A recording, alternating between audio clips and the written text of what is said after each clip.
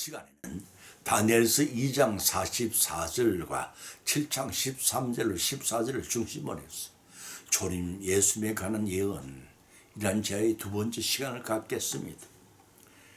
다니엘서는 성경 예언서 중에 하나입니다.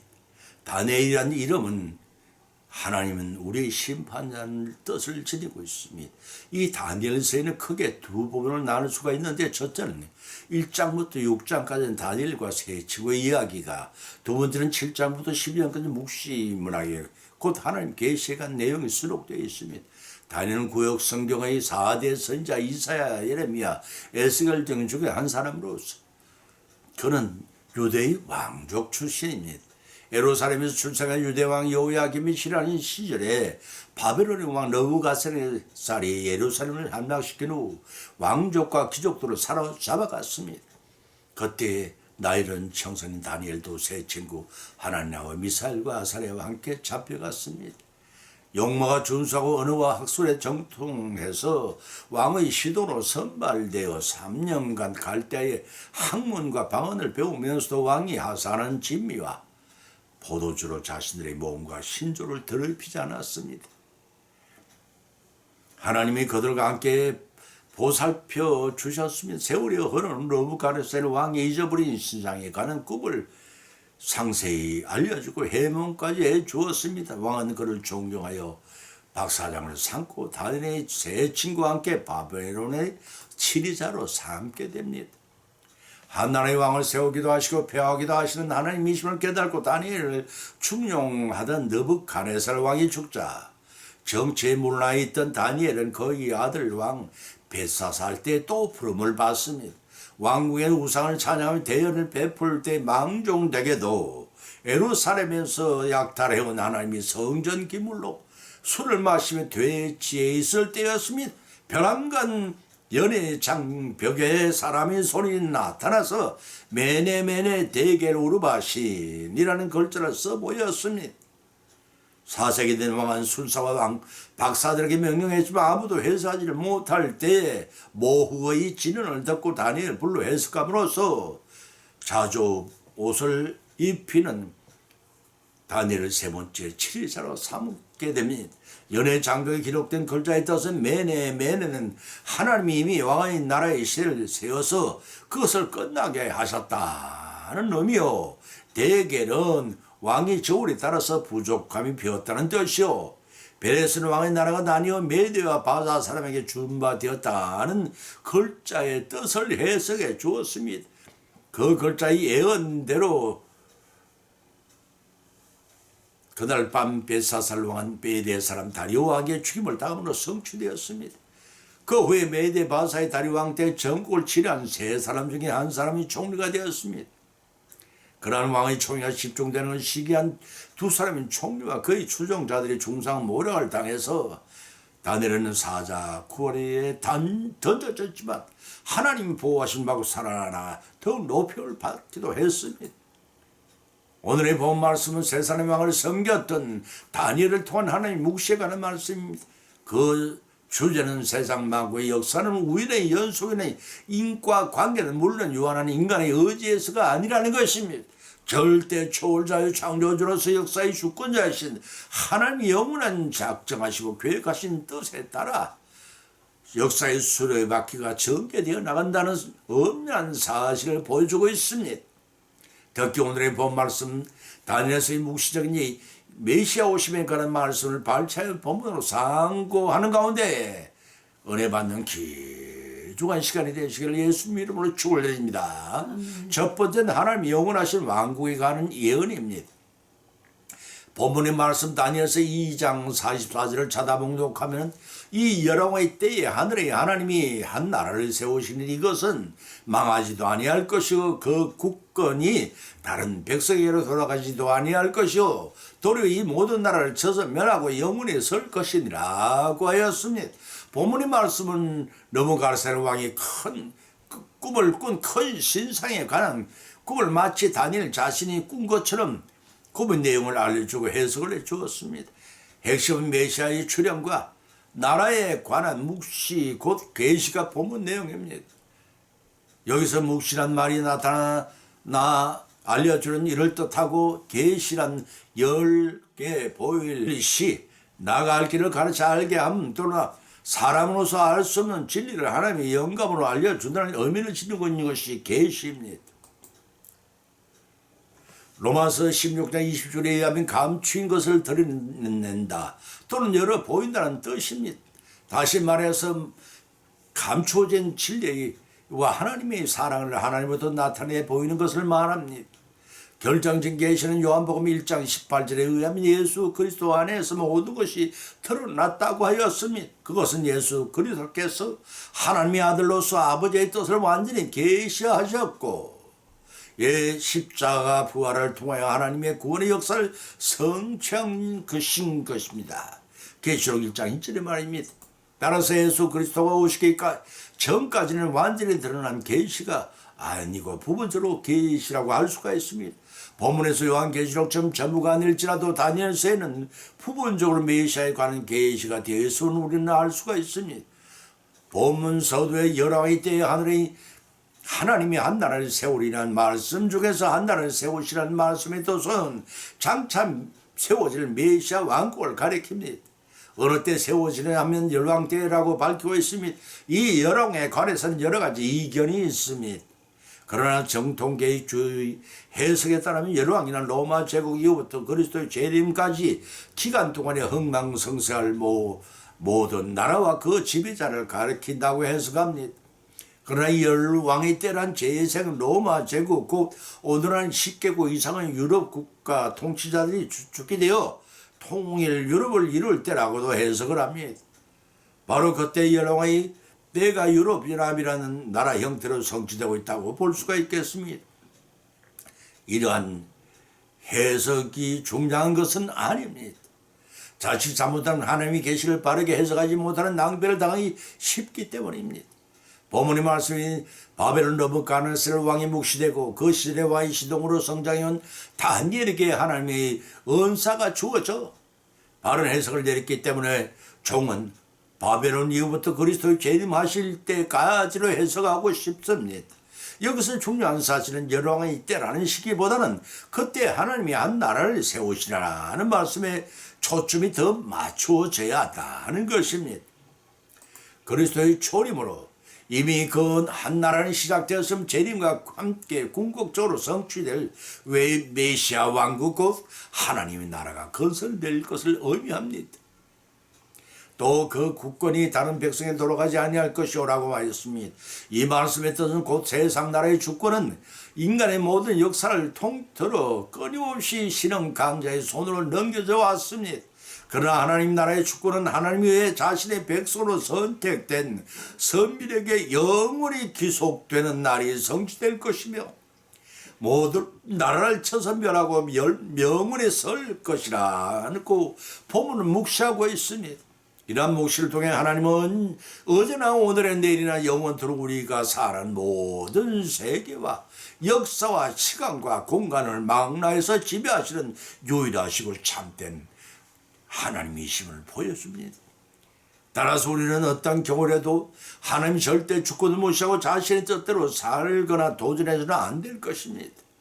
절대 순종과 경외함으로 섬겨야 합니다. 때가 되면 이 지상은 반드시 멸망하고 인간의 역사는 종결이 될 것입니다. 그때에 영원한 천국이 도래할 것입니다. 그러므로 우리는 멸망할 이 세상에 그 소망을 두지 말고 세상 끝날에 임할 하나님의 나라를 소망하며 그 나라와 그 일을 이루는 데 전심전력을 다하시는 저와 여러분이 되시기를 예수님의 이름으로 축원드립니다. 두 번째는 인자에게 권세와 영광 나라를 주심에 대한 예언입니다. 본문의 말씀 다니엘서 7장 13절을 찾아봉독하면 내가 또한 이상 중에 보았는데 인자 같은 이가 하늘 구름을 타고 와서 예측부터 항상 계신 자에게 나와 그 앞에 인도되매라고 기록하고 있습니다. 본절을 통해 인자라는 호칭에 관해 짚고 넘어가야 합니다. 한글 번역상 성경은 두 가지 인자란 말이 등장합니다. 어지린 사랑자, 인후하고 자유로움이라는 뜻으로 하나님이 성품 중에 하나를 가리킨다고 창세기 1장 19절 로마서 11장 22절에 기록되어 있습니다. 다른 하나의 인자는 사람인 아들, 자 사람의 아들이라는 의미로서 예수님께 자신을 가리켜 자주 사용하는 호칭입니다. 여인의 후손으로 성령에 의해 동정녀 마리아의 몸을 빌려 잉태되고 탄생하신 하나님의 아들인 동시에 참사랑 곧 신인 양선 지니신 메시아를 가리킵니다. 그런 가부에는 천사로부터 임마누엘의 구세주심을 나시게 접어 통고받은 분이시기도 합니다. 본문서대에서 내가 또 밤 이상 중에 보았는데 라고 했습니다. 본문 다니엘서 7장 1절로 14절을 통해 큰 신삼과 내 짐승을 통해서 세 가지 이상을 보여줍니다. 그 첫 번째는 1절로 8절에 수록된 내 나라와 흥망과 적그리스도의 출현에 대한 이상과 두 번째는 9절로 12절을 통해 내 나라로 상징되는 짐승의 심판에 대해 그리고 13절의 이상은 세 번째 이상으로서 그리스도의 임재를 정적으로 하나님 나라와 임함과 그 영광이 가는 이상입니다. 바로 세 번째에 해당하는 이상의 내용은 결코 세상 나라는 궁극적으로 하나님의 심판에 의해 멸망이 당합니다. 그러나 그리스도를 믿음으로써 하나님 백성이 된 자들은 하나님의 나라에 들어가 마침내 영성과 복락을 누리게 되는 사실을 보여줍니다. 또 본문 중반절에서 인자같이 하늘 구름을 타고 와서라고 했으니 이 말씀의 뜻은 메시아의 재림과 동시에 하나님의 나라가 도래한다는 것을 상징한 말씀입니다. 여기서 중요한 대목은 짐승이 바다에서 올라오지만 메시아는 하늘로서 오신다는 사실입니다. 짐승으로 비유된 짐승 같은 세상 나라의 천상에 속한 짐승과 같은 세상 나라의 천상에 속한 메시아의 왕국 곧 하늘나라의 본질적인 차이를 보여준다고 하겠습니다. 특히 하늘 구름은 그리스도의 재림과 밀접한 관련을 가지고 있다고 마태복음 24장 10절과 마가복음 13장 26절 14장 62절과 사도행전 1장 9절 11절에 기록되어 있습니다. 인자가 구름을 타고 온다는 것은 예수 그리스도의 신성을 나타내는 동시에 그분이 재림하심으로 완성될 하나님의 나라가 도래할 것을 암시해 주는 말이기도 합니다. 또한 본절 하바무 예측부터 항상 계신 자에게 나와 그 앞에 인도되매라고 하였으니 여기서 예측부터 항상 계신 자, 영원저부터 자존하신 하나님을 지칭하고 그 앞에 예수 그리스도 나와 인도되매라는 뜻은 하나님 아버지로부터 왕권과 심판을 권을 받기 위한 것입니다. 세 번째는 영원한 권세와 패하지 않는 나라를 주신다는 예언입니다. 본문의 말씀 1절을 찾아보면 그에게 권세와 영광과 나라를 주고 모든 백성들과 나라들과 각 방언하는 자로 그를 섬기게 하였으니 그 권세는 영원한 권세라 옮기지 아니할 것이요 그 나라는 패하지 아니할 것이라고 하였습니다. 한 민족의 엉망성쇠를 주관하시고 한 왕을 세우기도 하고 패하기도 하시는 절대 권능의 하나님이십니다. 그 하나님께서 성자 그리스도께서 다스릴 권세와 마음으로부터 받으실 영광과 단위 다스릴 나라를 주실 것을 나타낸 말씀인 것입니다.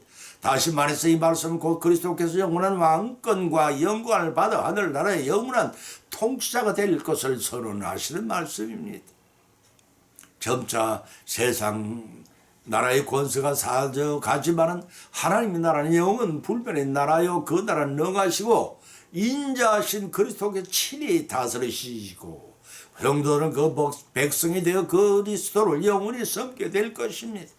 이러한 그리스도께서 악의 예수님을 초림하심을 오늘의 성도들은 어떻게 생각하고 믿고 맞이하는가를 한 번쯤은 돌이켜봐야 할 것입니다. 큰 기업을 경영하는 어마어마한 부자가 있었다고 합니다. 원함이 해결되지 않을 것이 없을 정도였다고 합니다. 이 부자는 나이가 많아 자기의 기업을 아들에게 물려주기로 했습니다. 어느 날 아들을 불러 네가 앞으로 회사를 물려받으면 굉장히 바빠질 테니 그 전에 세계 일주를 하면서 어떻게 경영을 잘 할 것인가를 구상하고 돌아오더라고 말했습니다. 그래서 아들은 5대양 6대주를 다니면서 여행하게 되었습니다. 아프리카의 사막지대를 통과하게 되었을 때 몸을 좋아하는 아들은 혼자서 자동차를 타고 그 사막을 횡단하기로 했습니다. 그런데 사막 한가운데 차가 고장이 나고 말았습니다. 부자의 아들은 운전을 잘하였지만 사막 한가운데 차가 고장이 나서 어떻게 해야 수리를 해야 하는지를 전혀 몰랐습니다. 하루 종일 차를 고쳐버리고 뜯어서 만져보고 노력했지만 자동차는 여전히 꼼짝도 하지 않았습니다. 결국 자동차 고치기를 포기하고 자동차에 정착한 무전기로 무전을 쳤습니다. 식수도 바닥에 드러나고 먹을 것도 떨어져 배가 고프다. 빨리 와서 자동차를 고쳐주기 바란다 라는 내용을 내왔습니다. 이 무전을 받은 아버지는 구조들 편성해 급히 사막을 향해 출발시켰습니다. 그러나 사막으로 가는 길이 쉽지 않았지만 사고 현장의 위치를 정확히 알지 못해 며칠을 허비를 했습니다. 여러 날이 지난 다음이야 사막 가운데서 있는 고장난 차를 발견하게 됩니다. 아, 저기 있다 소리치며 달려갔습니다. 가까이 가보니 사막의 뜨거운 햇볕을 피하기 위해 부자의 아들은 삽으로 자동차 밑의 땅을 파고 들어가 거기에 누워 있었습니다. 그러나 목이 말라 죽어 있었습니다. 그 아들은 공부도 많이 했고 똑똑한 사람이여 돈도 많은 집안의 아들이라 아버지의 뒤를 이어 큰 경영주가 될 사람이었습니다. 구조 대원 중에 한 사람이 고장난 자동차의 본넷을 급히 열어 젖히고 라지에타의 뚜껑을 열어보았습니다. 아, 그랬더니 안타깝게 외쳤습니다.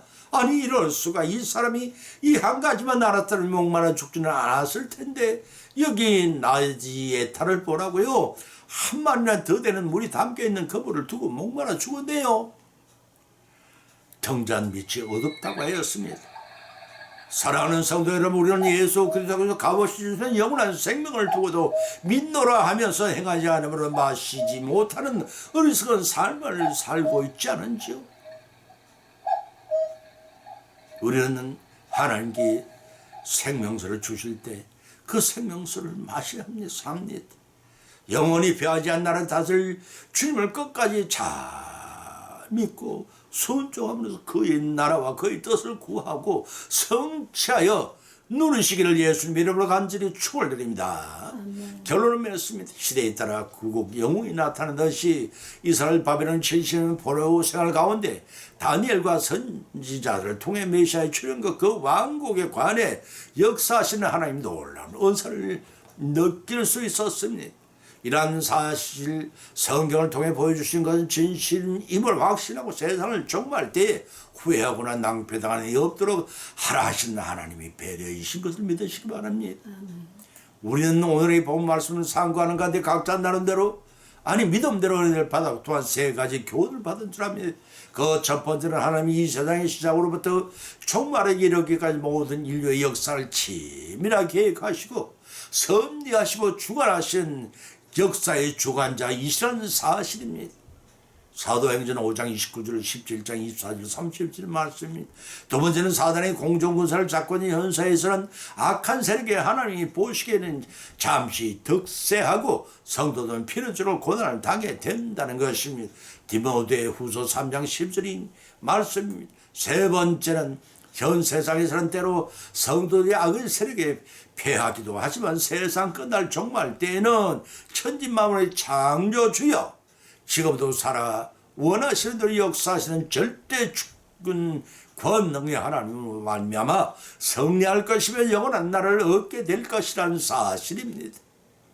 이러한 교훈을 받은 것으로 그치지 말고 오늘 받은 말씀들을 신비에 새기고 하나님이 영원한 왕국과 인자의 영원한 영광과 나라 주심과 영원하고 변하지 않는 나라를 인자이신 예수 그리스도의 주심으로 그를 믿는 모든 성도들이 끝까지 믿음으로 승리할 것을 확실하게 오실 주님을 진정 우리의 구세주 대속주로 맞이하시는 저와 여러분의 기쁜 대강절과 성탄절이 되시기를 예수님의 이름으로 간절히 축원을 드립니다.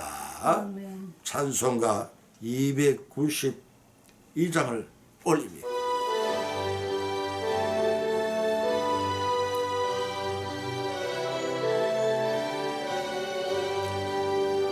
주 없이 살 수 없네 죄인의 구주여 그 귀한 보배 피로 날 구속하소서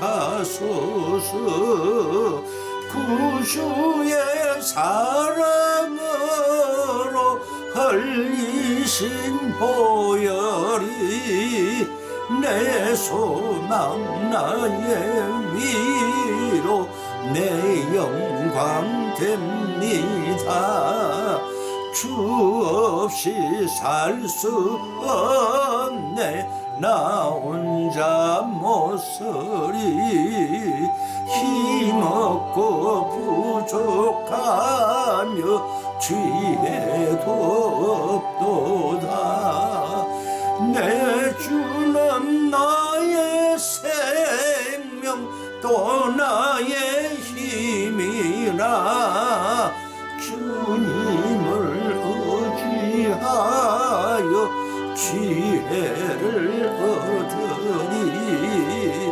주 없이 살 수 없네 내 주는 아신다. 내 영의 깊은 강구 마음의 소원을 주밖에 나의 마음 위하라 주리여. 내 마음을 위로하사 평온케 하시네. 주 없이 살 수 없네 세월이 흐르고 이 깊은 고독 속에 내 생명 끝나도 사나운 풍랑 이를 때 날 지켜주시니 내 곁에 계신 주